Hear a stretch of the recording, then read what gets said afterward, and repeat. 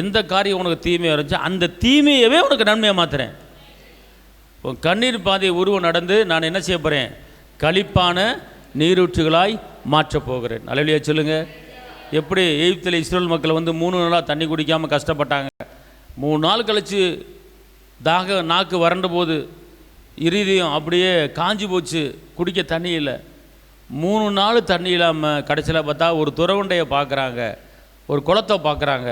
ஆகா, குளம் கிடச்சிருச்சுரா அப்படின்னு சொல்லி வேகமாக அந்த தண்ணி எடுத்து வாயில் வச்சா கசப்புலையும் கசப்பு, அப்படிப்பட்ட கசப்பு, அதை முழுங்க முடியாத ஒரு கசப்பு. ஆனால் கர்த்தரிடத்தில் மோசே கேட்டார், ஆண்டவரே மனம் இறங்கும். கர்த்தர் பேசினார்.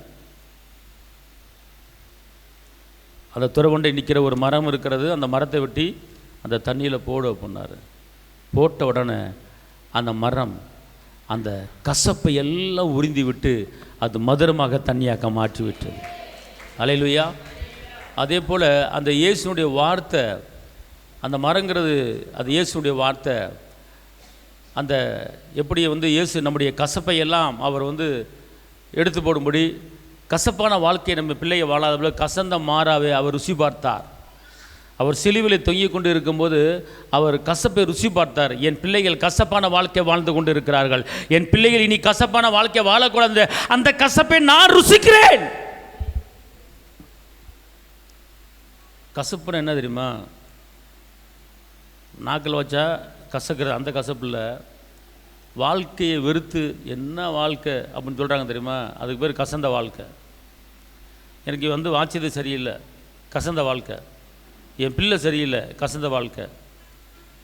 உங்களுக்கு எதிராக செயல்படுகிற ஒரு காரியம், கசந்த வாழ்க்கை.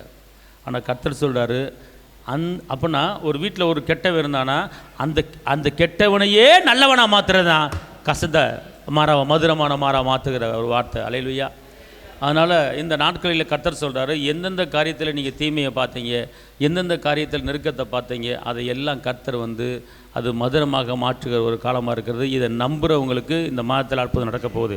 இதை விசுவாசிக்கிறவங்களுக்கு, இந்த வார்த்தையை விசுவாசிக்கிறவங்களுக்கு எந்தெந்த காரியத்தில் நெருக்கப்பட்டீங்க, ஒடுக்கப்பட்டீங்க, நிந்திக்கப்பட்டீங்க, அவமானப்பட்டீங்க, எது எதிர்பார்த்து கிடைக்காமல் இருந்துச்சு, அத்தனையும் கர்த்தர் உங்களுக்கு கொடுக்க போகிறாரு. காரணம், அவர் உங்களை குறித்து ஒரு மேன்மையான ஒரு நினைவு நினச்சிருக்கிறார்.